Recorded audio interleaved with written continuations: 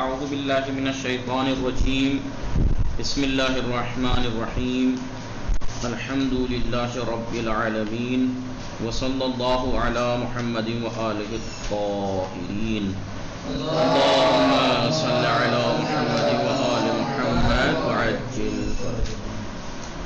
السلام علیکم ورحمۃ اللہ وبرکاتہ. وعلیکم السلام. خیریت سے آپ سب لوگ ٹھیک ہیں؟ جی اللہ کا شکر ہے. نما، فاطمہ، معصومہ، زرفشہ میم، انیسہ میم، فیروز جی فاطمہ، جی مینا میم، نہال، نکھت، روحی میم، آپ ٹھیک ہیں سب؟ جی ٹھیک ہے. جی گفتگو ہماری چل رہی تھی آداب اسلامی میں کس چیز کے بارے میں؟ غم اور خوشی کے موقعوں پر شریک رہنا. درس کا عنوان کیا تھا؟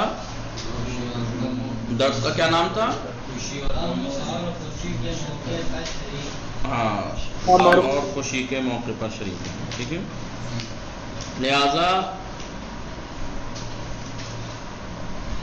بات یہ چلی تھی غم خوشی کے موقع پہ تو بتا دی کہ انسان دعوت میں عموماً دعوت وغیرہ میں ہی بلاتا ہے، لہذا اس کے بارے میں بتایا کہ اگر کوئی دعوت میں بلائے تو وہاں جانا چاہیے، یہ اس کا حق ہے، اس کو اتارنا پڑے گا، یعنی اس کو قبول کرنا چاہیے. یہ سب پوری توضیح تھی اس کی، وہ بتائی تھی ہم نے. لیکن دوسرا دو ہی موقع بتانے کو کہا تھا، غم اور خوشی کے دو اہم موقع. خوشی کا موقع دعوت ہوتی ہے، غم کا موقع تعزیت. کیا ہے یہاں پر نمبر 2 دکھ رہے ہیں آپ کو؟ جی، تعزیت. ایک دوسرے کی گردن پر جو مومنین کے حق ہیں ان میں سے ایک اور حق یہ ہے کہ جب کوئی مومن دنیا سے گزر جائے تو اس کی تشییع جنازہ میں، تکفین میں، تدفین اور ایصال ثواب کی مجالس وغیرہ میں شرکت کریں. یہ حق ہے، ایک دوسرے کے اوپر حق ہے. ٹھیک ہے، سمجھ میں آیا؟ اس بارے میں معصومین نے خاص تاکید کی ہے، بہت خاص تاکید کی ہے اس بارے میں.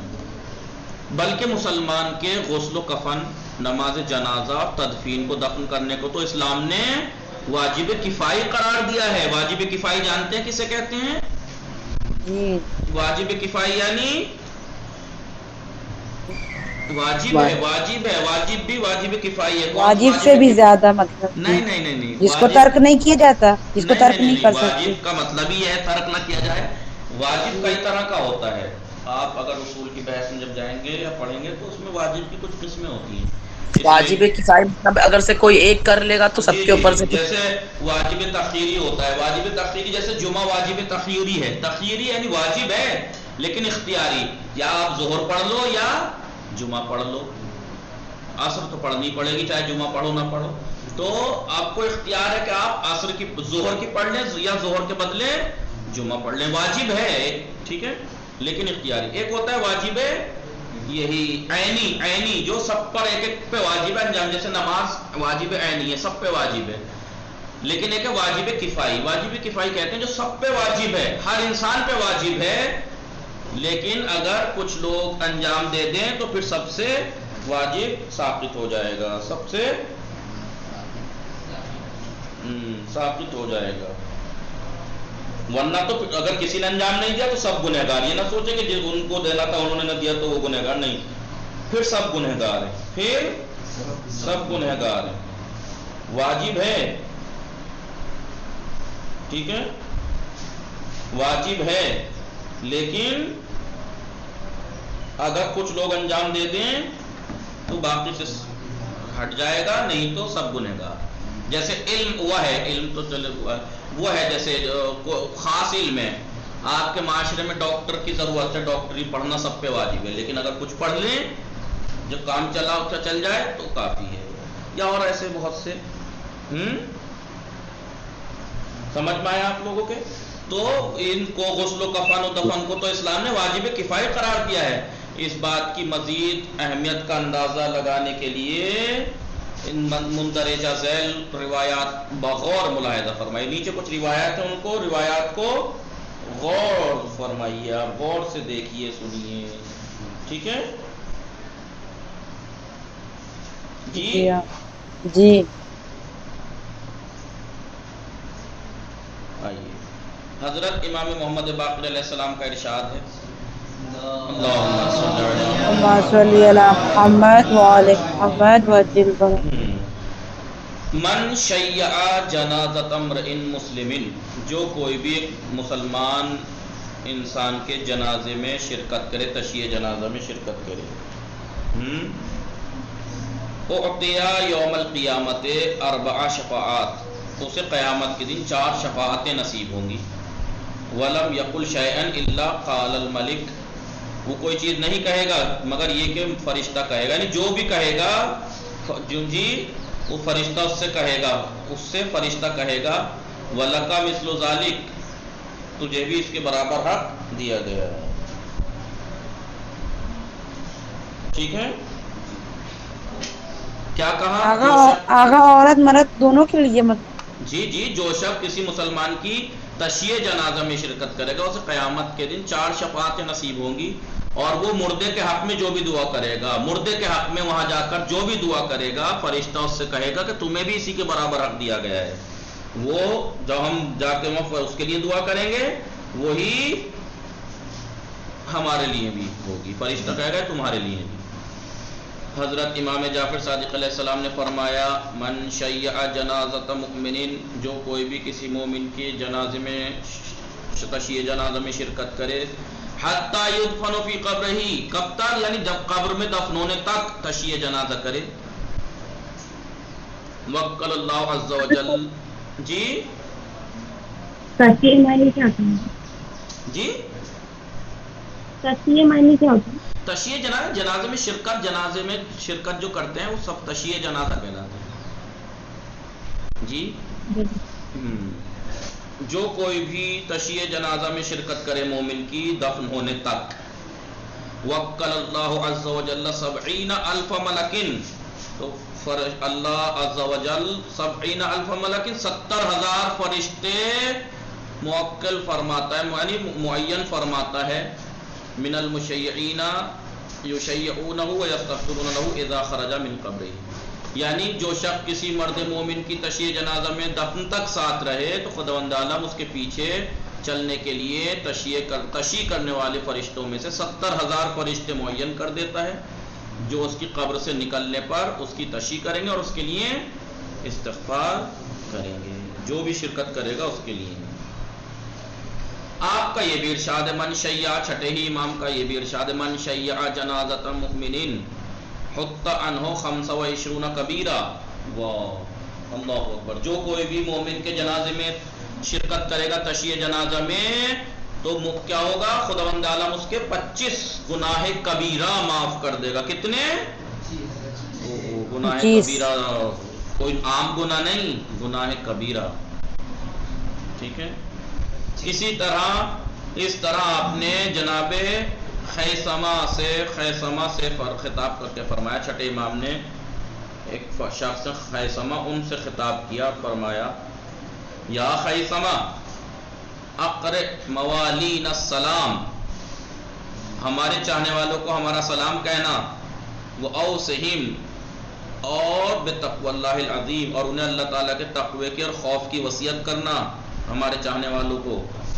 پھر بیچ میں حدیث اور بھی ہے چھوڑ کے، وَأَنْ يَشْهَدَ أَحْيَاؤُهُمْ جَنَائِزَ مَوْتَاهُمْ، اور یہ وصیت کرنا ان سے کہ جو زندہ ہیں وہ اپنے اموات کے جنازوں میں شریک ہوں، اپنے مردوں کی تشییع جنازہ میں ضرور شرکت کریں، بتا دینا ہمارے چاہنے والوں سے۔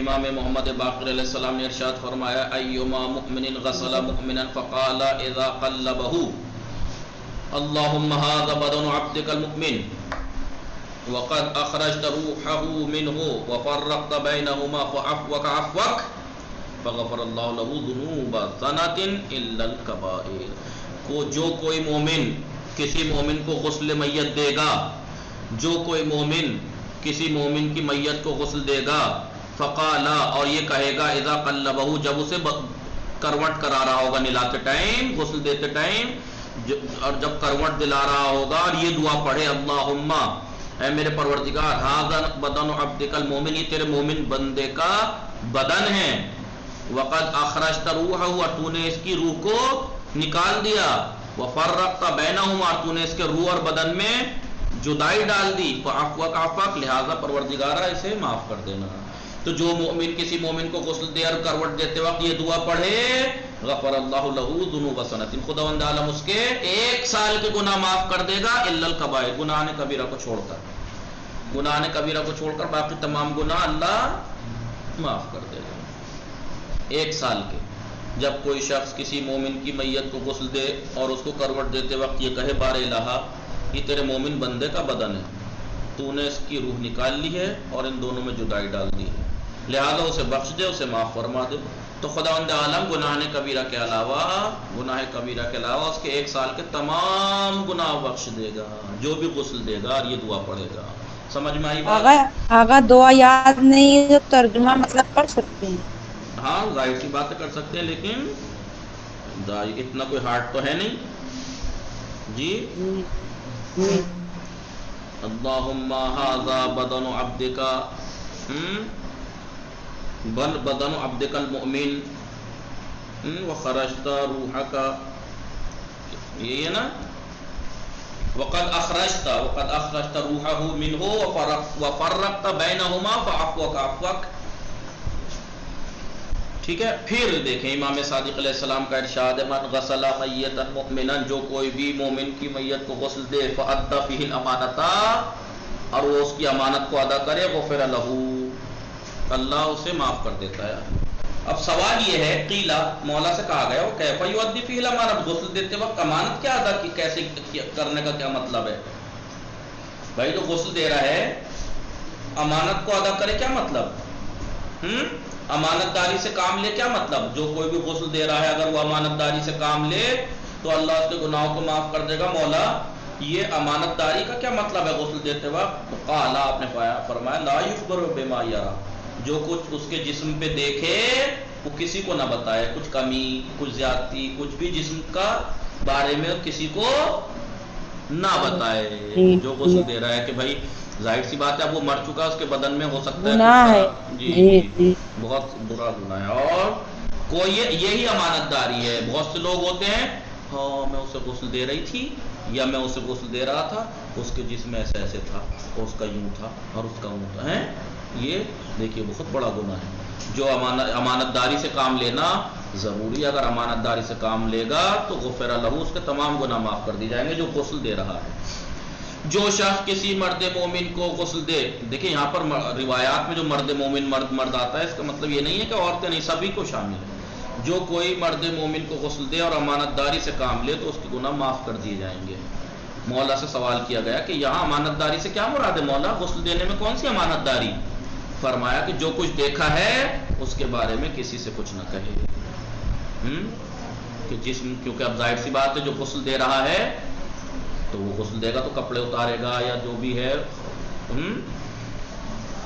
تو اس کو اب ظاہر سی بات ہے کہیں زخم بھی ہو سکتا ہے یا کچھ اور عیب ہو سکتا ہے جسم پہ، اب تو مردہ ہے وہ کیا پتہ کیا عیب ہو گیا ہو، ہیں یا بہت سے لوگ کہتے ہیں نا میں نے دیکھا اسے زندگی بھر یہ غیبتیں کرتی پھرتی تھی اور یوں کرتی پھرتی تھی، فلاں یوں کرتی پھرتی تھی، اب مرنے کے بعد دیکھا اس کا بدن ایسا ہو گیا تھا، عذاب سا کرتے ہیں نا بہت سے لوگ، کر دیتے ہیں یہ باتیں، جی آقا یہ گناہ ہے، بہت سخت گناہ ہے امانت داری، یہ خیانت ہے، یہ خیانت ہے ایسا کرنا، لہذا امانت داری سے جو کام لے گا خدا اس کے گناہ ٹھیک ہے اس کے گناہ معاف کر دے گا۔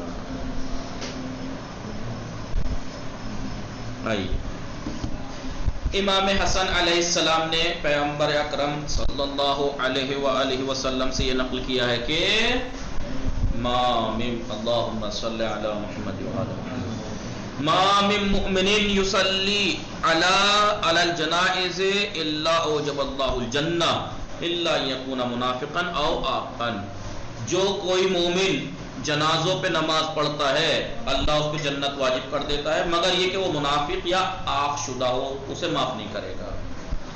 اللہ منافق اور آنکھ شدہ کو چھوڑ کر وہ مومن جو جنازوں پہ نماز پڑھتا ہے اس کے تمام اسے جنت واجب کر دے گا. کوئی مرد مومن جب کسی کے نماز جنازہ پڑھتا ہے تو خداوند کریم اس کے لیے جنت واجب کر دیتا ہے، مگر یہ کو منافق یا آنکھ شدہ ہو. آنکھ شدہ جانتے ہیں؟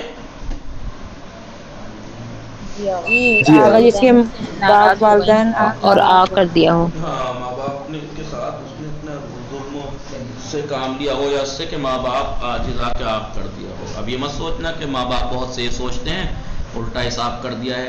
تو کچھ ماں باپ عجیب ہوتے ہیں، وہ بار بار پہ دھمکی دے کے رکھتے ہیں آپ کر دوں گا آپ کر دوں گا. آپ کرنا بھی تو اتنا ہی بڑا گناہ ہے. لیکن ہاں، اور آپ کرنے کے لیے کہنے کی ضرورت نہیں پڑتی ہے ماں باپ کو بعض ٹائم، کیونکہ پیچھے پڑھ چکے ہیں، نہیں پڑھ چکے ہیں اس درس میں، اس کتاب میں پیچھے آ چکا نہیں. ان کی ناراضگی سے ہی آنکھ ہو جاتا ہے. انسان اگر گھور کے بھی دیکھ لے تب بھی، اور کتنی باتیں ہیں اس میں کہ آنکھ ہو جاتا ہے. ٹھیک ہے، لیکن اگر وہ باقاعدہ ویسے آف کر دے تو پھر اس کے لیے تو جنت جا ہی نہیں سکتا وہ. اس لیے ماں باپ کے اندر کیونکہ مہربانی اتنی ہوتی ہے کہ اتنی آپ دنیا میں دیکھ لو کیسے کیسے ظلم و ستم نہ کیے بعض اولاد نے اپنے ماں باپ پہ، کوئی ستم چھوڑا بعض اولاد نے، لیکن پھر بھی ماں باپ آنکھ نہیں کرتے. یہ ماں باپ ہیں، معاف کر دیتے ہیں کیونکہ انہیں دیکھ رہا ہے اس پہ یہ جہنم ہی بن جائے گا اگر آپ کر دیا تو. جی امام جعفر صادق علیہ السلام. تو لہٰذا جو کوئی مومن کسی نماز جنازہ پڑھتا ہے تو اللہ جنت واجب کر دیتا ہے، منافق اور آنکھ شدہ کو چھوڑ کر باقی سب کو معاف کر دیتا ہے. مومنین جنت واجب کر دیتا ہے. جی کہاں نماز پڑھ پاتی ہیں؟ جی نماز میت عورتیں کہاں پڑھ پاتی ہیں؟ ہاں، یہی مسئلہ ہے ہمارے ہاں سماج میں. ایسا ہے کہ نہیں ہوتا، نہ تو جماعت بھی نہیں پڑھتی بعض جگہ اکثر جگہ کہیں کہیں کوئی پڑھتی ہے جماعت، انتظام ہے، لیکن یہاں پتہ نہیں کیونکہ. لیکن مسئلہ یہ بھی ہے کہ عورت کے لیے اس کا گھر مسجد ہے، یہ بھی تو ہے روایات میں بہتر ہے، اس لیے بھی بات ہے. آغا ہمارے گھر تو ہوتی تھی نماز جماعت پہلے. کون؟ مردوں کی؟ نہیں آغا، عورتوں کی نماز جماعت کیسے ہو جائے گی؟ لڑکیوں کی. آغا جی آیت اللہ سستانی صاحب میں تو جو مقلد ہیں آیت اللہ سستانی صاحب کے، وہ پڑھ سکتی ہیں خواتین بھی نہیں نماز پڑھتی. جماعت سے. نہیں میں وہ نہیں کہہ رہا، وہ تو سبھی آیت اللہ کے نام پڑھ سکتی ہیں، لیکن امام تو مرد ہی ہو سکتا ہے، لڑکی نہیں ہو سکتی. آغا مسئلہ بتایا. آغا جس مدرسے میں ہم گئے تھے وہاں پر جماعت سے نماز ہوتی تھی، نماز امام اور کون وہاں ہوتا پہ تھا؟ امام اور خواہری ہوتی تھی امام. نہ بالکل نہیں، ایسا نہیں ہے. وہ ویسے پریکٹس کراتے ہوں گے، ورنہ لڑکی امام جماعت نہیں ہو سکتی. مرد ہی ہوگا، پردہ ڈال کے، چاہے پیچھے پردہ مرد ہوں گے ان کے پیچھے پردہ ہوگا تب ہوں گے یا اوپر ہوں گی. عورت نہیں پڑھا سکتی، وہ وہاں پہ ویسے پریکٹس کراتے ہوں گی. نہیں آغا، نہیں آقا مسئلہ واجب یہی نماز پڑھایا. بیش امام ہے ہیں ویسے لڑکی کہ نہیں پڑھا خواتین سکتی. پڑھا سکتی ہیں خواتین کس کو. نے کہا؟ اسی صف میں پڑھاتی ہیں. ہاں آگا یہ بات ہے. کس نے الہ آباد بتایا؟ بھی پڑھاتی ہیں. جی ہوتی ذیشان جوادی مولانا کی بیٹی ہیں، وہ بھی پڑھاتی ہیں اپنے مدرسے میں نماز. ایک جی آغا.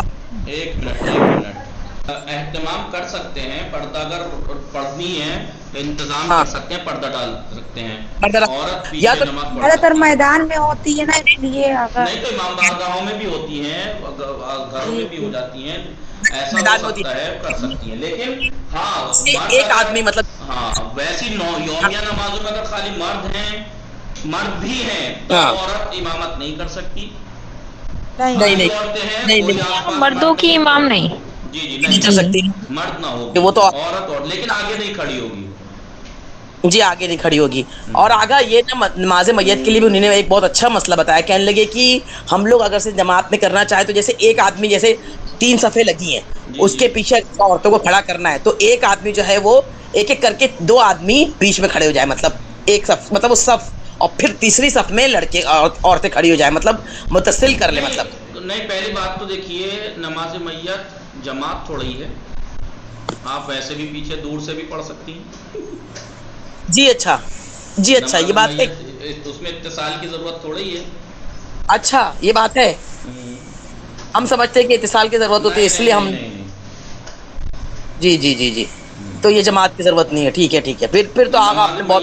وہ جماعت کا مطلب ویسی جماعت تھوڑی ہے کہ مطلب جیسے جماعت کے شرائط ہیں اس میں نہیں. جی جیسے جماعت جی میں آپ امام حمد و سورہ پڑھتا ہے تو باقی دوہرا سنتے ہیں صرف، ہاں بول نہیں سکتے. اس میں تو سب پڑھنا پڑتا ہے نا نماز میت میں. جی پڑھو یا دعا مانگو. جی ہاں ان کے ساتھ میں مطلب. اس میں جی کہیں اچھا بھی آگا یہ کھڑے آپ ہو نے کے مرد لوگ پڑھ سکتے ہیں. جی جی جی بہت پڑھ سکتے ہیں. مطلب وہ لوگ کھڑے آگے تو ہم لوگ پیچھے یا تو اندر امام بارگاہ میں ہے تو بھی ہم لوگ ان کے ساتھ میں کھڑے ہو کے اللہ اکبر کر کے پھر پڑھ سکتے ہیں نا. جی جی ہاں خاص طور سے. جی جی جی جی. کیونکہ اس میں ایسا وہ بحال یہ بنتا ہے اس کی رعایت تو کرنی پڑے گی کہ پیچھے آپ کے یا سائڈ میں کہیں مرد نہ ہو. پتہ لگا ادھر بھی مرد ہیں ادھر بھی مرد ہیں.